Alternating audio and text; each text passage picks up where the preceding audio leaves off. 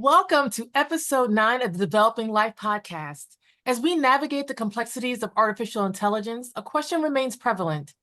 How can we ensure that the development of AI not only recognizes, but actively incorporates diverse perspectives to effectively break longstanding biases? Today, we have with us Meca Ayo Cole.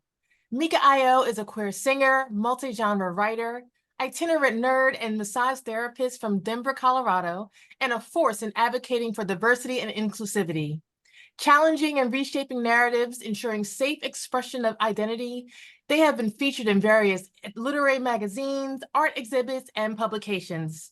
In 2021, Meca Ayo debuted their first book, An Identity Politic, exploring themes of familial estrangement, identity, and reconciliation. They're currently involved in several projects, including a solo show combining photography and poetry, and a collaborative initiative with the Cellists of Change, intertwining poetry with orchestral music and nature imagery. Join this conversation hosted by Heather Crank as Meca Ayo shares insights on how diversity in AI not only can prevent biases, but also enrich our technological advances and collective futures. Heather? Thank you, True. Welcome, Meca Ayo. I'm so thrilled to have you here. For those people who don't know you, you and I met, I'm going to say 15 years ago in Oh, Denver, Colorado. Yep. was it that long ago? Yeah, it was that long ago. And you worked at the Starbucks below an office I was working in. And when we met, I just loved you immediately. There was an instant connection. We became fast friends and went out for fried pickles. Um, I am so happy to interview you. And just to give our audience a little bit of an introduction, you are multi-talented. You have done incredible projects for several years, and you're huge on community.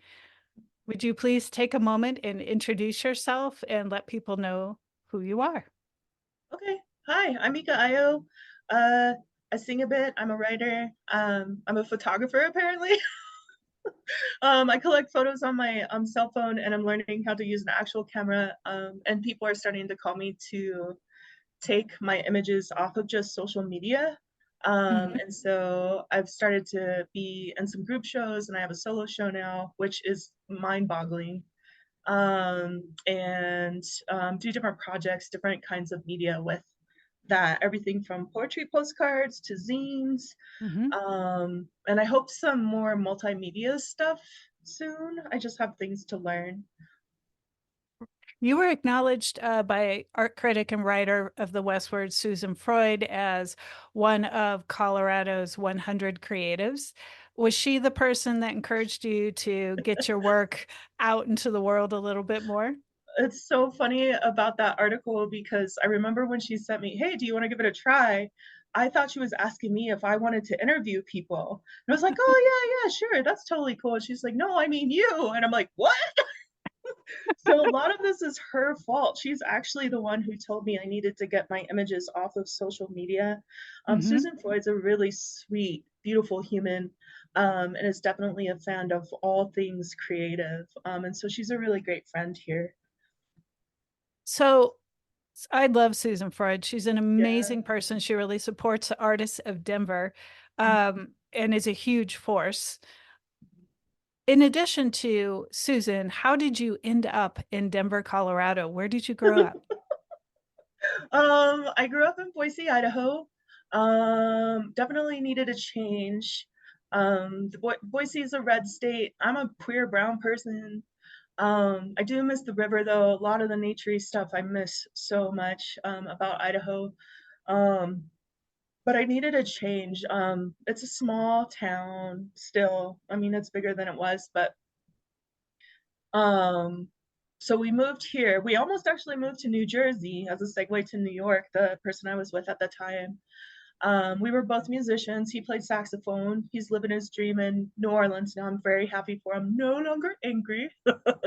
um, and I guess I'm living my dream too. I try really hard to live in accordance with who I want to be, who I am, and my creativity. Mhm. Sometimes that's challenging, but that's I've made a lot of decisions in that regard. That's pretty important to me. Mhm.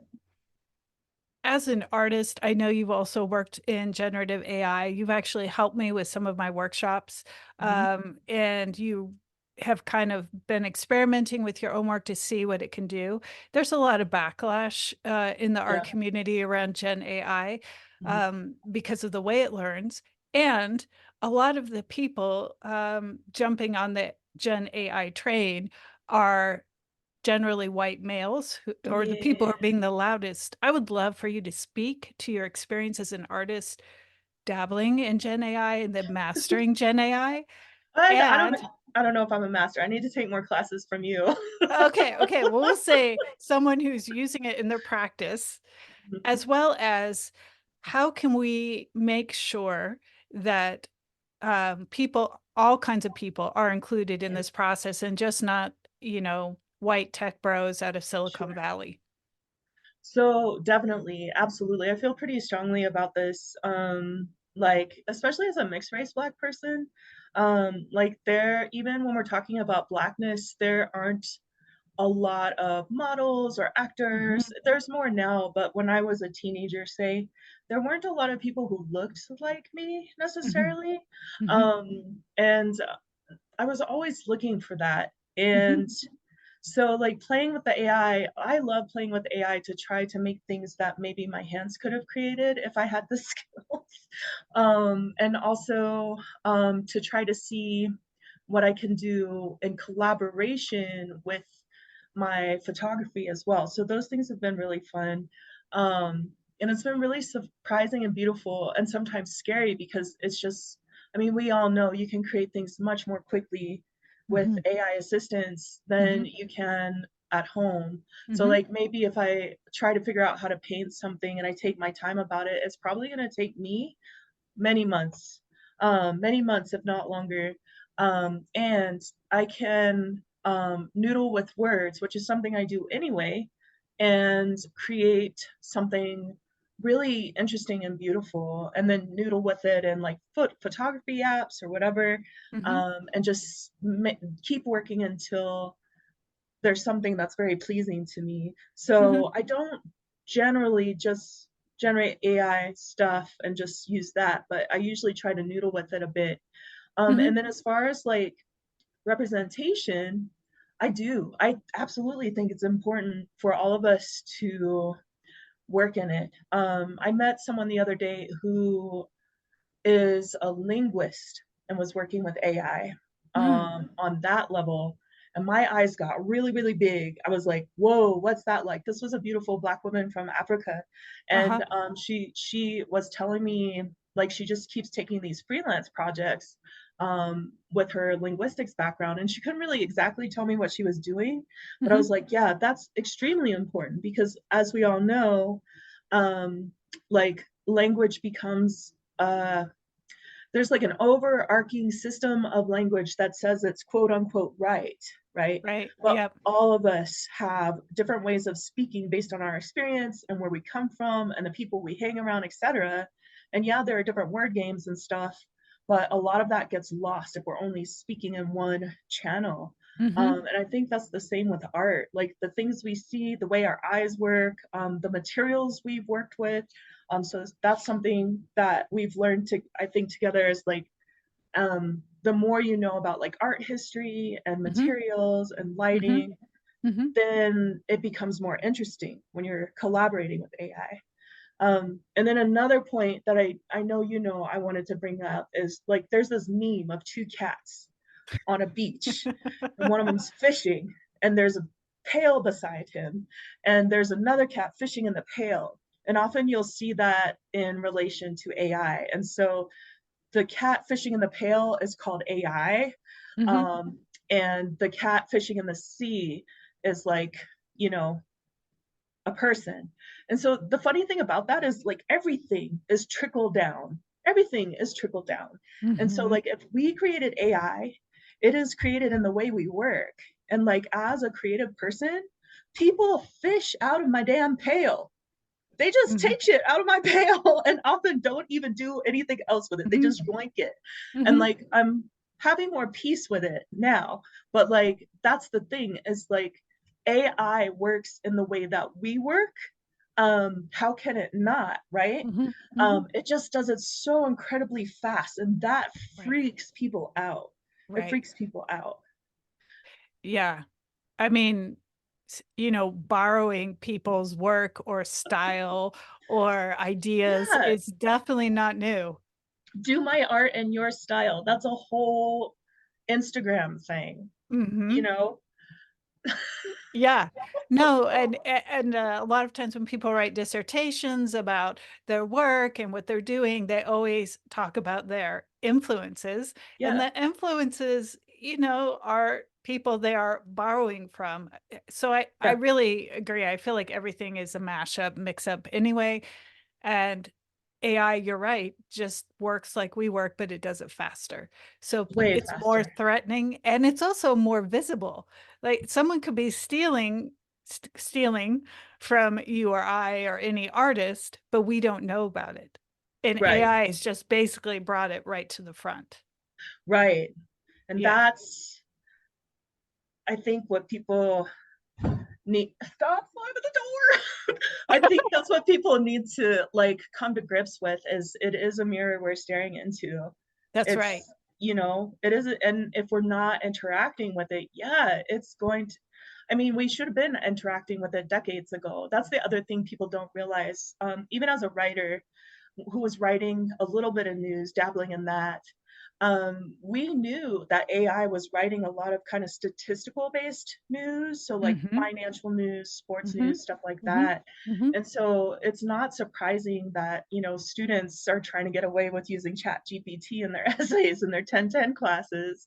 Um, so, yeah, we need to have the conversations. It's not going away. And like sometimes I am afraid of it, but mostly I'm excited about it. Mm-hmm. Because I know you've said this, it's like there's a certain degree of access that is available if you're willing, you Mm-hmm. know, Mm-hmm. that's exciting. I feel that too. Yeah, it's really exciting. And for those people who don't know, you received an MFA from the Mile High Creative Writing Program at Regis. Mhm. Um, and you are a prolific writer as well as a creator and a singer. Um, what drove you to pursue that MFA? And if you were doing it now with where AI has been going and is gone, how would that change your perspective? So a lot of my decisions were based on relationships. So I wanted to stay here, and that MFA popped up. So I'm in that first cohort, and it's pretty cool. There's still a community of people surrounding that. And so those decisions happened that way. When I first went away to school in 1995, I had a music scholarship, Hmm. um, and it didn't work out. There's some things I learned now that if I was kind of a stronger person, maybe I could have fought, Hmm. because it was actually taken away from me pretty unjustly. Hmm. It was pretty messy. Um, but anyway, I don't want to go down that road. So music was my first kind of school thing. And then when I moved to Denver, I had been working for a while, kind of working in law firms and doing different things. And I just remember I had this job at a place called Telecheck. So we were processing bad checks and Hmm. having conversation with some of my friends there. And some people had been there like decades. I'm like, Hmm. I don't know. I think I'm going to go back to school, and I'm just not going to worry about the cost. I'm not going to worry about it. Writing has always been with me. And so I really thrived in that undergrad program. Didn't go to my MFA till much later when one of my undergrad professors, who's a dear friend of mine, Sandra Doe, she just retired after 50 years of teaching, 53 years, I think it was. And she yelled at me in front of my friends, and she said, "When are you Wow. getting Wow. your MFA?" Oh my So that's God. so that MFA popped up, and I was like, I don't know, I felt obligated, and I was like, yeah, maybe you're right, I don't know. But it's been a good experience. It's opened up my world a lot. Um, a lot of the friends I have now are because I took that path. Hmm. Um, but I still am thinking about more school. I'm a massage therapist too. So massage therapy pays more than the liberal arts. Um, and yeah, I don't know. That's kind of messily So, how I did. okay, so you went through your MFA program and you're using massage therapy to support yourself. Hmm. If you were like today, if Yeah. someone said, would you come teach at the MFA program and you have Chat GPT and Claude on the scene, how would that Hmm. change the way you would approach that? Yeah, we'd definitely be having some talks about that. I mean, it's the same kind of talks I imagine that we have about um, crediting all of your So, images. uh-huh. So I have this idea of radical credit. A lot of people won't give radical credit. They'll just pass information on as Mm-hmm. their own. And I think that's probably most people.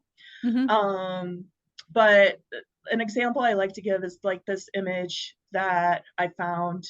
It was one of the wheat pastes from Big Picture, Colorado, and it was like 20 years ago or so. And it had been wabi-sabied by the weather, and all that was remaining was the person's kind of eyes area and the Uh-huh. freckles. And it Mm-hmm. was just, and like, I think she was holding flowers or something. It was really beautiful. And we wanted to use it for a music project for an album cover. I'm like, well, I got to know, I got to get credit for this because it's not, I'm just collecting it. Mm-hmm. And so I found out it was Christopher Perez, who's a big photographer here.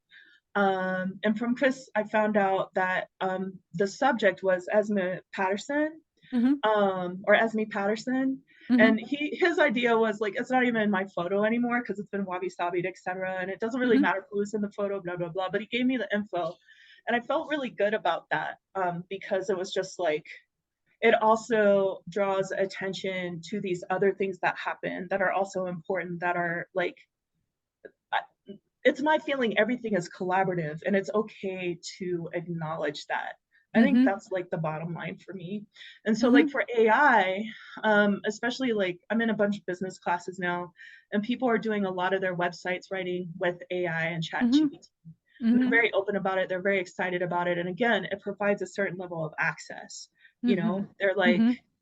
I can ask these questions of AI, and yeah, I have to doctor it a little bit, but I don't have to stare at a blank screen for 10 hours wondering if I can do it. You know what I'm saying? Right.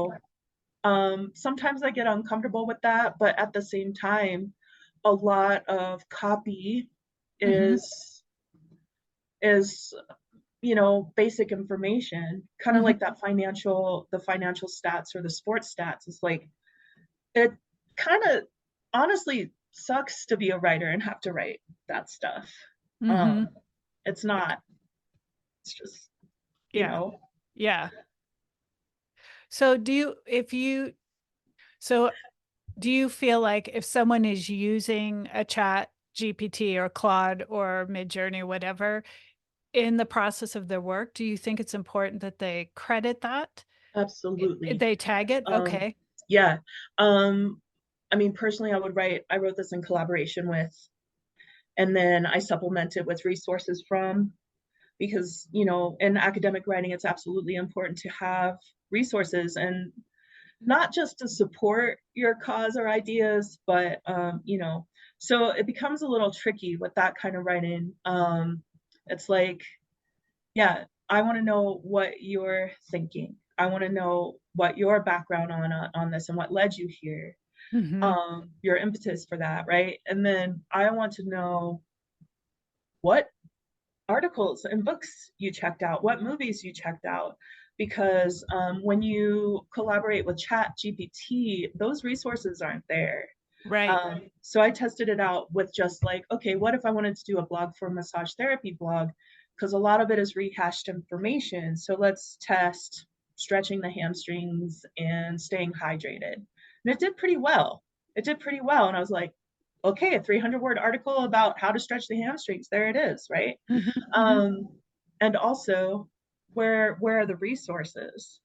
And from my experience of working as a massage therapist since 2011, what examples can I add?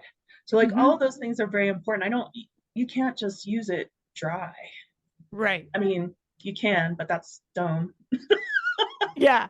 So you're saying use it as like you would use research material that you would footnote at the bottom of the page Yeah, and to add. paraphrase. Right. Okay. Yeah. Yeah. Okay. And also I'd like to go back just for a second. So the Big Picture Colorado, can you speak to that event and how it evolved and what it is? I'm not in it, so I'm not like super knowledgeable of that. I just know that when I moved here, I started seeing these wheat prep paste everywhere, and it's Hmm. some of my favorite things to see in Denver. And it's all these different photographers, and they blow up these beautiful black and white images, and they're wheat pasted on like museums and fences, like all kinds of different businesses. And so I remember I was just very curious about that and found out it was Big Picture Colorado. I guess, yeah, I still am nervous to call myself a photographer, but before I was a photographer, I had a lot of photographer friends, and I've always been interested in their work and like the processes they're working with and stuff. And Hmm. so that thing, I was just like, oh my gosh, this is so cool. I think I know his name. I'm just blanking out on his name. Is it Mark Mark Sink. Sanking? Mark Yeah, Mark Sink. Sink. I think that's maybe he's the main person for that. Hmm. Hmm. Also an amazing photographer. His wife's amazing, just amazing. Hmm. Um, and there are lots of real nerdy photographers that hang around that camp who are like, yeah, interested in processes and stuff. I always rub my hands like this when I'm talking about photographic processes because it's just so lovely and so like tactile. So you and I collaborated with the Ottawa Design Club, speaking of photography and Yeah. images. Um, and our theme was hope. And you produced this gorgeous poem in collaboration with myself and my husband. And it was called Catalog of Hope. Would you be willing to read that poem for us? I'd have to find it. You didn't tell me I was reading poems. Well, Yeah, what? that poem I had started, so a lot of the stuff I have written and published that hasn't been like news or something has been pretty hard and sad and often Hmm. angry. Hmm. And I've been wanting to write circling around hope more, because I know a lot. I know I'm not alone in like feeling busted by the Yeah. stuff we're seeing all the time. And also, it's often hard to have hope. It's really um, hard. yeah.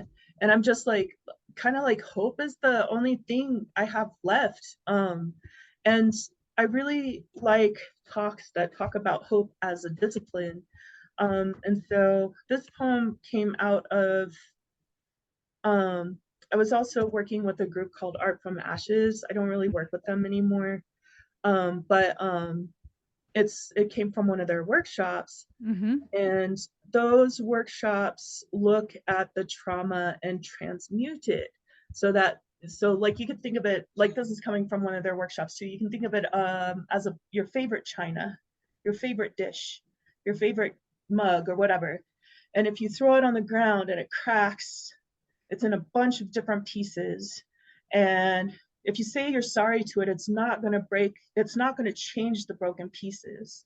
Hmm. But there, hope as discipline might look like creating a mosaic out of those pieces and then adding your gift. So, like, whatever jewels you have, you add to the mosaic. And then it Hmm. becomes something really beautiful that you can carry into the world. And that's not my metaphor, that's their metaphor.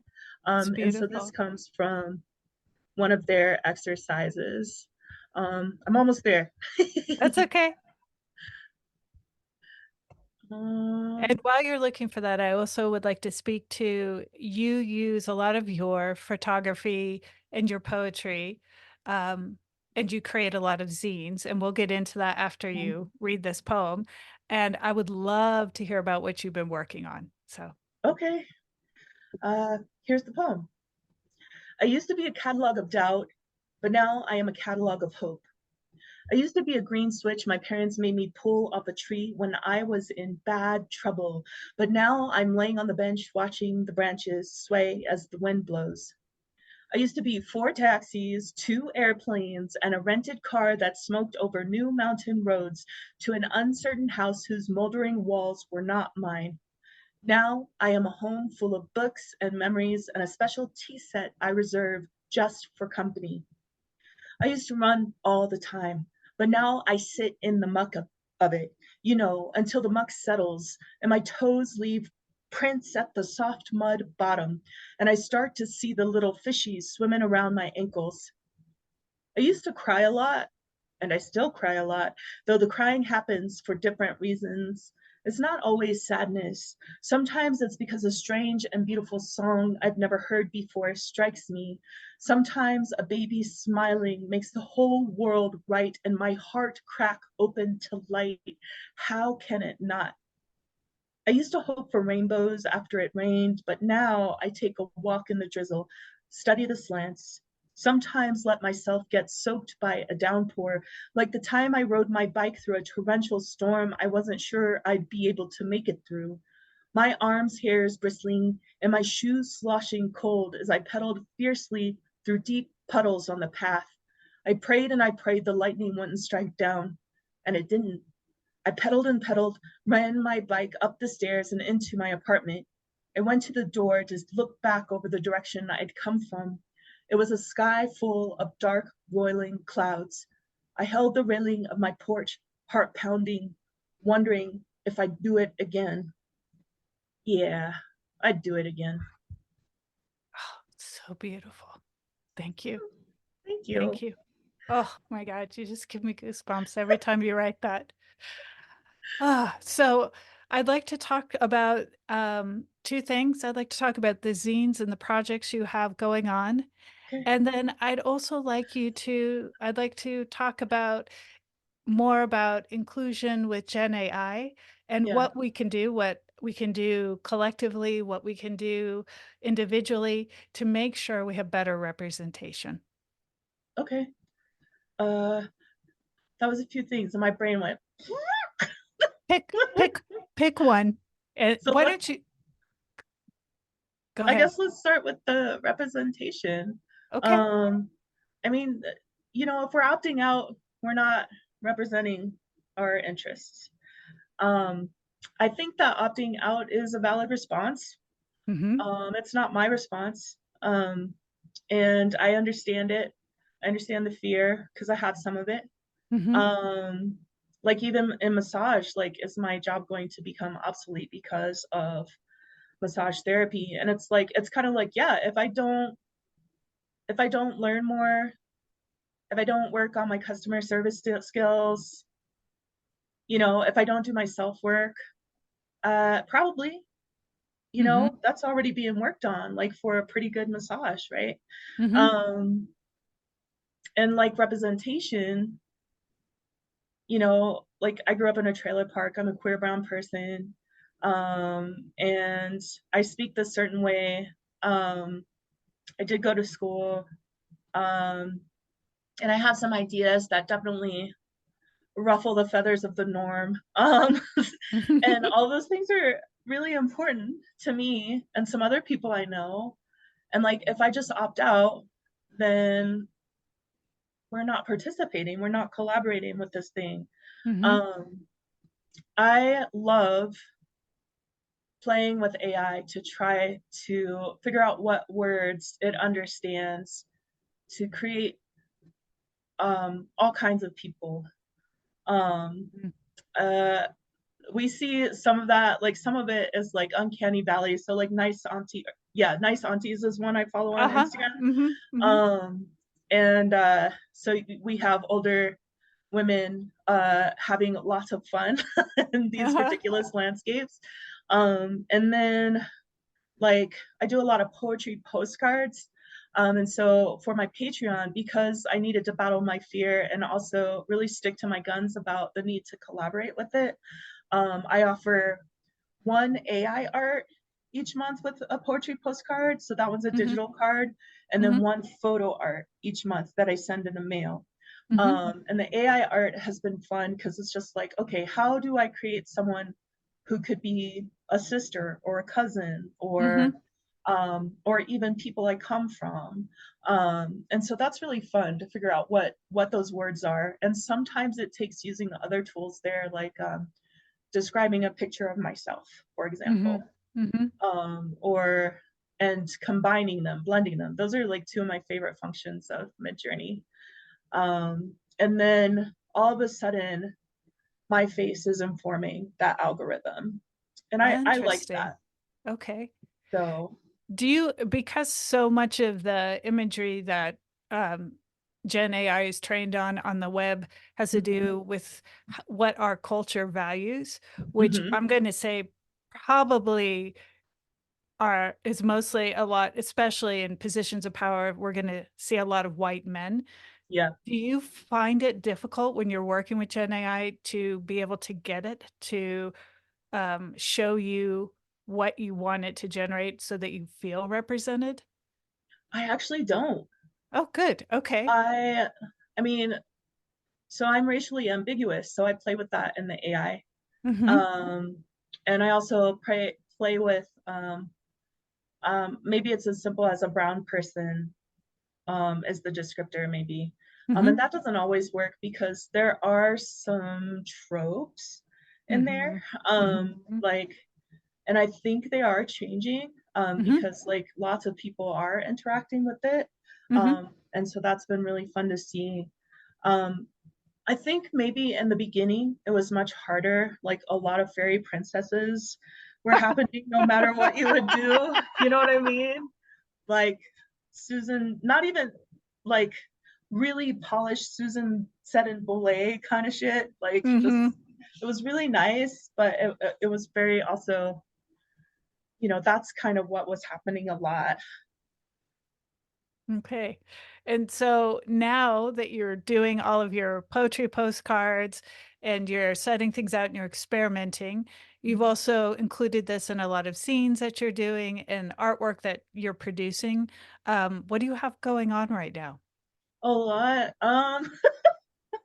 I have a problem with not really celebrating stuff I do. I just keep going. So I intermittently do zines. It's kind of like, oh, it's late at night, I want to make a zine. Or oh, this thing happened today, I'm gonna make a zine. Or I have an awful lot of pictures of road flowers. I should probably make a zine, right? Mm-hmm. And we're gonna make this zine for Cellist for Change. That thing happened yesterday, and it was really wonderful. Cellist for Change is a nonprofit that Psyche started during COVID isolations.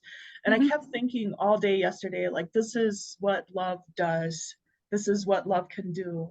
And so there are all these beautiful youth from like 8 years to high school playing cellos, and they're playing this beautiful music, some of which they've composed, some of which has been commissioned. I can't remember the composer's name right now, but he's from Guatemala. And it was all nature themed, and also humans' interaction with nature. And so we made some collaborative poems, the youth and I, Mm-hmm. and we're going to put that in a zine. And I'm really going to push for us to put it as a PDF download, so people can also have access to it. It was so cool. It was beautiful. And was this in connection with Earth Day too? So, Yes, yes, yes. so we're celebrating our Save the earth. beautiful Earth today. Yeah. So, how did you get connected to that project? Another poet friend, my friend Andre Hoylet. He's a Jamaican poet who is a Cave Canem fellow, Mm-hmm. and also a fellow cohort. He's in a sister cohort from the Regis Mile High MFA. Oh, wow. Okay. So can you, as we're talking about art and your progress and your zines and everything that you have going on, my multi-talented friend, um, can you give me who your top three artists are right now, or top Oh, three books that you are absolutely loving to read? I actually really meant to make a list of that because like I love so many things. My top favorite artist right now, whose work I'm in awe of, is an artist here named Sam Grabowska, and I think I have their name right. They also do a lot of trauma-informed work for architecture and spaces. Mhm. Their work is just, I just remember the first time I saw their work, it was like a video, and it was a like very intimate shots of people comforting themselves. And so sometimes you see a hand on a belly, or like it was just very intimate. And then this sculptural piece that was like metal, I think I understood that it felt like a body, but I didn't quite understand what it was, especially in conjunction with the video. And Mhm. they work with a lot of hair also, a lot of Mhm. hair in their performance and art.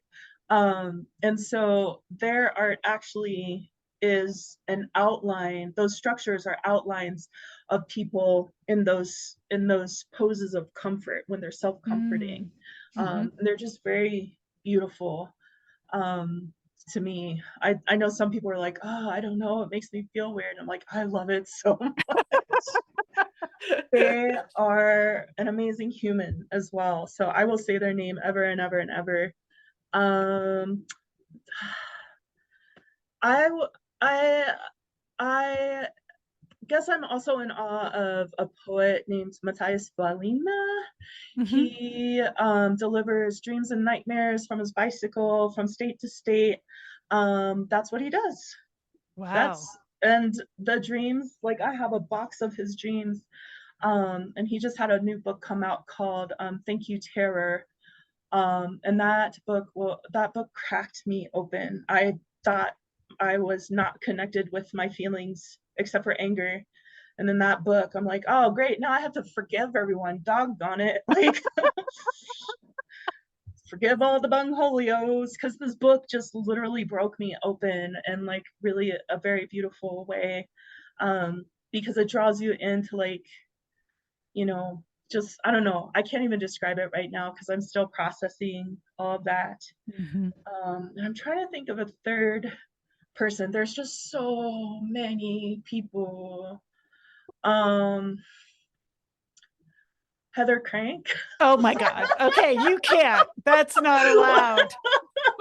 Not I'm allowed. like, because I mean, you have done multiple things. Like you've been a dancer and photographer and like AI art, digital design, like animation, and like Mhm. really good at all of it. And it's just that's I think when I first met you, I actually was like, oh my God, I don't know. This person's really cool. I'm not very cool. I that's not fair. You're not supposed to do that But during the interview. I know, but I really do feel that way though. Like I'm very supportive, community building, all those things. Like there are lots of artists whose work I love, but I don't necessarily love the way maybe they've worked with me, treated me, Mhm. um or necessarily agree with the way they work, you Right. know. I get it. Um and so that's where it gets tricky because if you talk shit about people, then you're just isolating yourself. So I won't True. name any of those people. This is part of your forgiveness practice happening right now. Your art is Um, great. I love that. so can you tell me one more time? I'm very intrigued by Oh, this book. It's called Terror, and who's it by? it's called Thank You Terror Thank You, Terror. by Matthias Valina. And I'll put his name. Alina. Okay. Yeah, I'm very curious about this book. Speaking of terror, there is an awful lot going on right now in the world. We've got AI, which is disrupting lots of the creative industry. Yep. Um, we have a lot of global situations happening. And I also feel like we were talking about earlier, a lot of artists are very afraid of what's happening and their work being, as I read someone said the other day, gobbled up. Yeah. How can we continue to move forward as artists and creative people in this atmosphere and continue making and continue being in community without this need to polarize everything? Right. And I know that's a big question. So It is a big your question. your personal feelings, there's no right or wrong. I mean, my personal feeling is, like, personally, I like AI. I'm excited by it. I am, yes, also afraid of it. And there is also an impetus to, like, learn how to do more things with my hands, even if I do it terribly. There's like a strawberry stitch I want to learn how to crochet, for example. There's I don't know, just like actually making things with my hands. Um, I've been trying to have a sketch practice, and my sketches are worse than they were in eighth grade at this point, because I haven't been practicing, but Mhm. I do know what each of my pencils can do, right? And Mhm. that's a certain knowledge that, like, that's knowledge that the AI doesn't have. And so I do think that that is something we need to do. We do need to figure out ways to pull away from all the lit triangles and make something, or dig something up, or plant something, or, you know, dance, or whatever creative thing it is. We're still human, right? Mhm. So, like, I think all of those things are still very important. And so, like, I think of AI as something I get to collaborate with. Mhm. And how do I want to collaborate with that? It's kind of the same with social media. Like, how do I want to collaborate with social media? Mhm. In what ways is it disrupting my life, and in what ways is it bringing boons? And recognizing those things and then acting accordingly. Um, Mhm. so, Mhm. like, I actually thought about not having internet at my house because I'm online all the time. So, for example, because I Mhm. want to pull away and learn how to use the drill that came with my new apartment, you know, like, let's build some stuff. I think that all is really important. Still, yeah, maybe mending things, like, just, I don't know. And there are lots of movements towards that. I know a lot of millennial age folks have been doing, like, slow food and slow living. Mhm. Um, Mhm. and so I think I don't, I'm 75% not afraid. Uh-huh.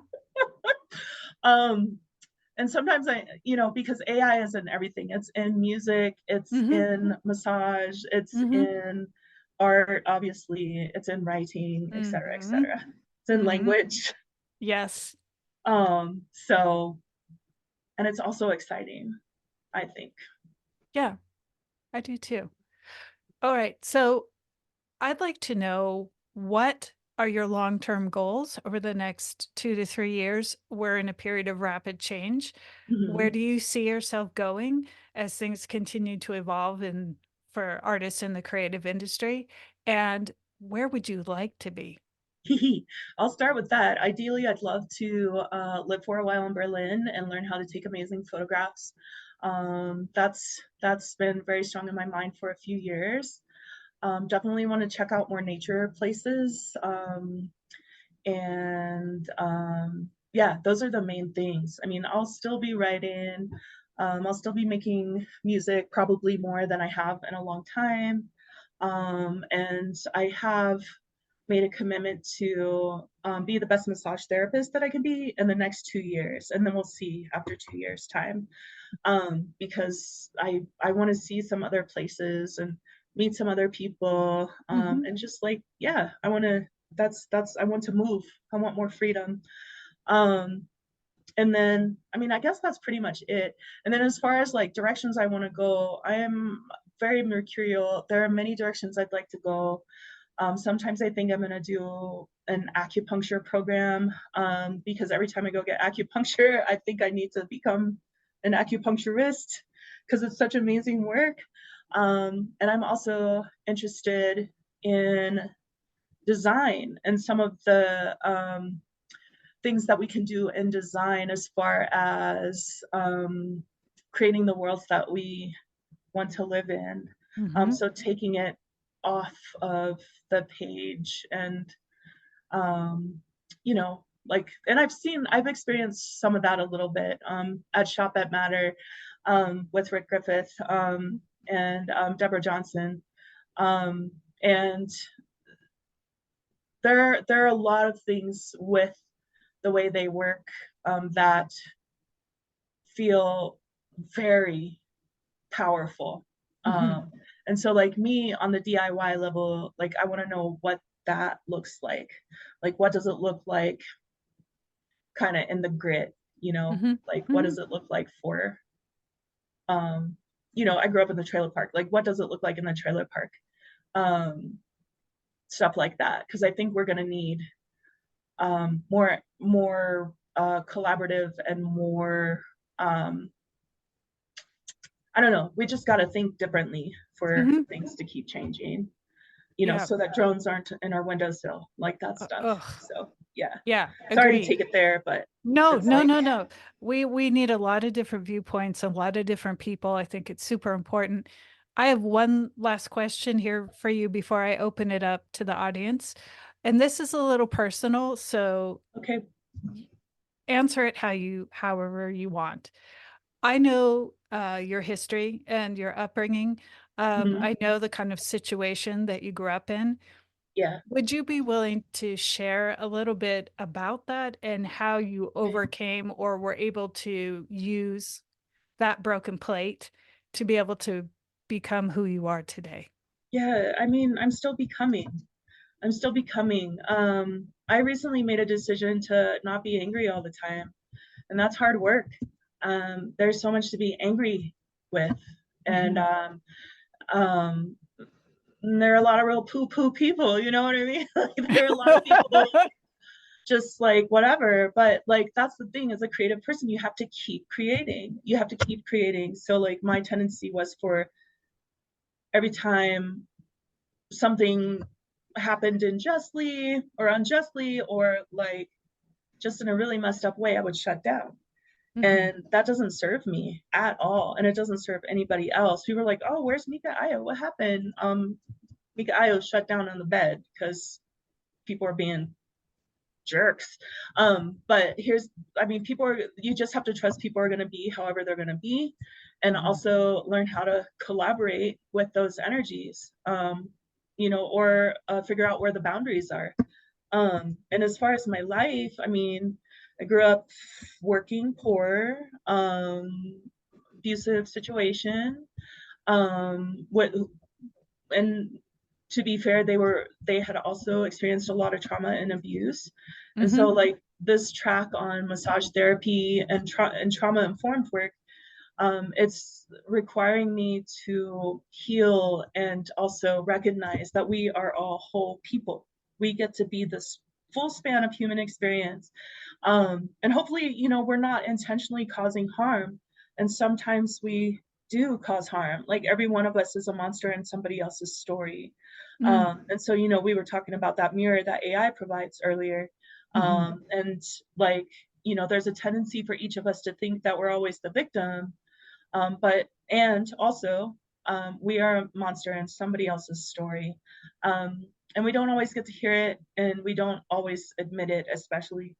And so those kinds of things um, bring me full circle to. I think I've always been this kind of person. Like I want to understand the people around me. I want to understand how we work and think. Um, and I want to understand kind of the juxtaposition between the things that are hard, the things that hurt, and also where the love and beauty is. Mhm. Because you kind of can't have one without the other. You know, the Mhm. flowers wilt and die. Mhm. The river might be dirty, but there's still herons that land there, you know? Mhm. Um, Mhm. like, you can't really have one without the other. So you have to like hold both at the same time and figure Mhm. out where you are and what kind of person you want to be. Right. Um, so It kind of brings us back to hope. hope is a discipline. Hope It's is a work. discipline. Hope Yeah, as a discipline. I love that it's so much. and I mean I'm not the first person to say it. Like if you read Adrienne Marie Brown and well, her crew, let's just say Adrienne Marie Brown's crew, like all of them are super powerful healers in thinking and action, and just like, you know, things like what there's one like Alexis Pauline Gumbs, that's who I was trying to think of. There's this idea of not canceling anyone. And so, like, you know, with call out culture and stuff, we're always like, oh, that person's gone. They're just like, they're not part of this situation anymore because they did something really, really bad. And not ever admitting that something we might have done has been bad.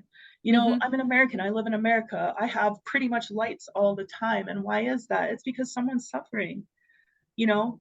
And if I do feel bad about that. And if I feel bad about that all the time, I'm not going to be able to function. So, like, in what ways can I work? In what ways can I work? And in what actions can I take to balance that as best as I can from where I am? Yeah, empathy with boundaries. I Mm-hmm. understand that very, very well. Oh, I could talk to you all day. I really could. We gotta hang out. I know, we do. I would love to open this up to the audience for questions, but I also would like to make a request of you. After this podcast, would you be willing to send us a list of some of the books you've mentioned today? You have given us so much, and I would love to offer that to the audience as well. Absolutely. Thank you. Yeah. All right. So if anybody has any questions for my dear friend Meca Ayo, you can drop it in the chat, or you can turn your camera on and ask whatever's easiest for you. And I'll give that a couple minutes. And if not, then I will continue the conversation. Oh, Dr. Thielsen. I know. I had no intentions of coming on camera today. Hello. Mess behind me. I'm on the couch. I'm eating and all this stuff. But I was so moved by Meca Ayo's sharing and you know, coming from the purely technical side of AI, there's so much that I don't think about, which is kind of strange because I come from a culture where it's, you know, very artistic music. You know, I'm from Caribbean, Trinidad, Tobago, Carnival, all that stuff. But you know, you had to shut that part of yourself down, right, to advance, you know, professionally and all that other stuff. Sure. I'm learning to re-embrace that and even incorporate it back into my professional life. But just listening to you, Meca Ayo, you have, in an amazing way, almost granted me permission. I don't, it's strange because I don't need permission, but you have granted me permission nonetheless. and so I just want to thank you so much for who you are and what you're doing, and for just being amazing. Thank you. Thank you. And of course, Heather always finds these amazing people, so I am not surprised. So I'm going to get back off camera now and continue eating. Thank you. Oh, I agree. I think you're amazing too. I know you said you thought I was super cool, but you know, you are. You're not making this easy for me. I know a gem when I see it, and I'm very, very grateful to know you, and I'm very grateful to know True and Debron Chevron as well. I am super grateful with the community around me and the people that show up. Awesome. So speaking of community, while we're here, you and I are big lovers of creative community. We love to take part and be really active in the community. Is there something you're currently really involved in outside of the cellist group that we spoke about earlier? Well, the cellist group might be a one-off thing. Like, we've been working on that for months, but personally, I'm definitely going to keep supporting them. I just love what's happening there so much. And Psyche's just an amazing human. I pulled away from a lot of things because so things would happen where, you know, I'm working at a bookshop, and then another bookshop calls me to work with them, and then both bookshops want me to host events, and then other places want me to host events, and then other people want me to come to their events and co-host or appear or be part of it somehow. Mm-hmm. And so like things were just kind of like branching out like that. And Mm-hmm. I didn't have anything left for myself. And Right. so I actually snatched all of my energy back from all these places. And it was Mm-hmm. just like something I had to do. Mm-hmm. And it was really hard for a while because I'm like, what am I doing? Am I shooting myself in my foot? Like these people want me there, you know, and etc. But what I was finding is like, despite however cool all these things were, I was getting so much further away from anything I wanted to do, and I was forgetting whatever that was. Yeah. So I pulled away a lot, and I'm still kind of trying to figure out where I want to go next. So I create a lot of things, kind of so many things, I can't really keep track of them most of the time. That's why this place looks like a warehouse right now.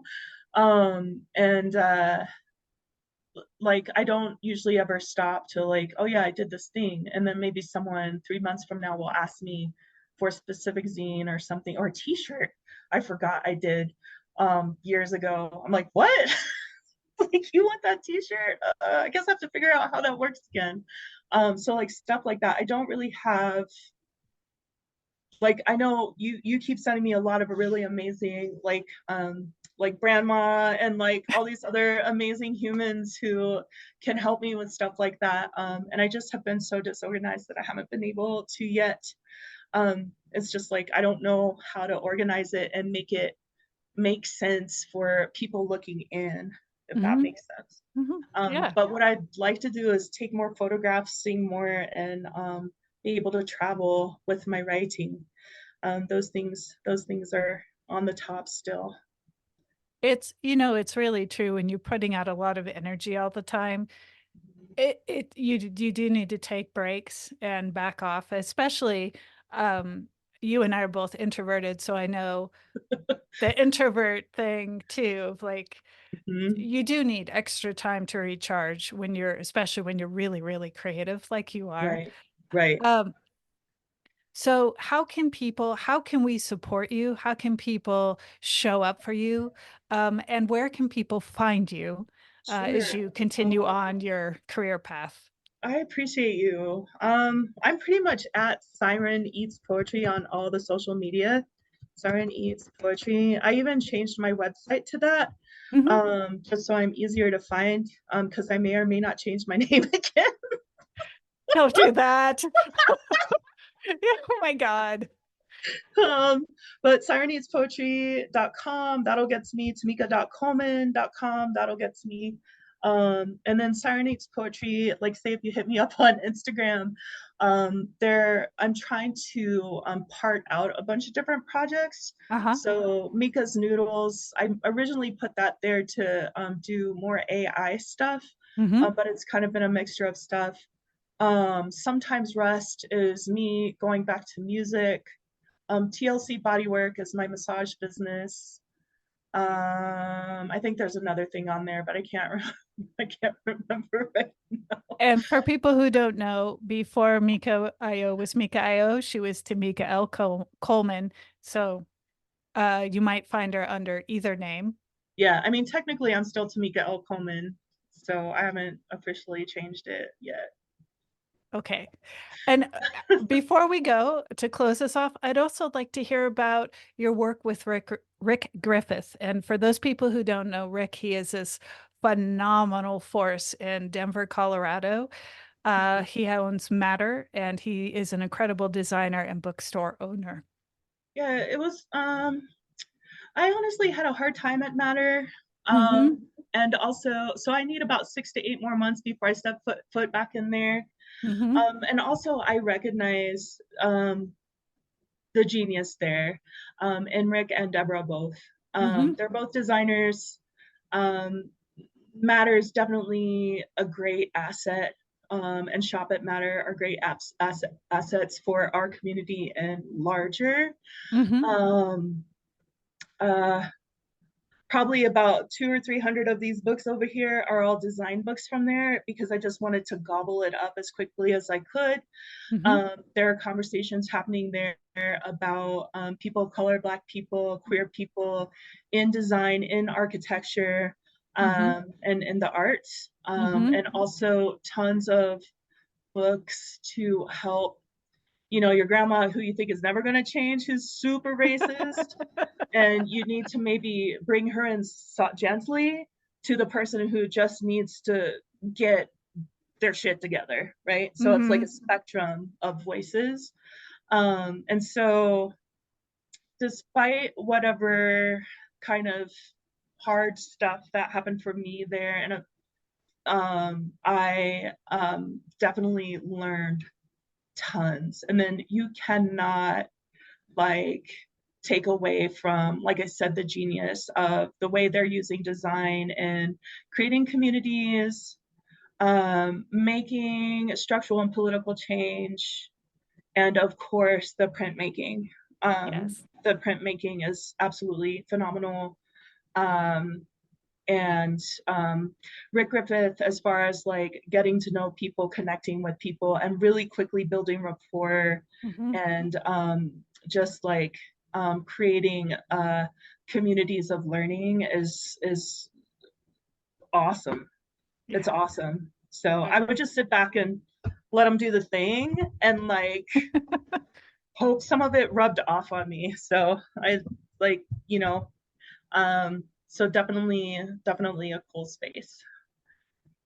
Meca Ayo, I absolutely adore you, and I am so grateful for you joining us on this podcast. As always, it is my deepest honor to be able to know you and interact with you.